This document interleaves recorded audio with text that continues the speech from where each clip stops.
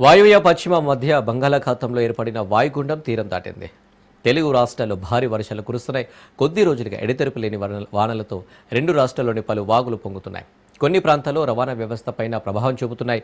తాజాగా వాతావరణ శాఖ మరో హెచ్చరిక జారీ చేసింది. బంగాళాఖాతంలో మరో అల్పపీడనం ఏర్పడే అవకాశం ఉందని వెల్లడించింది. పలు ప్రాంతాలు రెడ్ అలర్ట్ జారీ చేసింది. కుండపోత వర్షాలతో అప్రమత్తంగా ఉండాలని సూచించింది.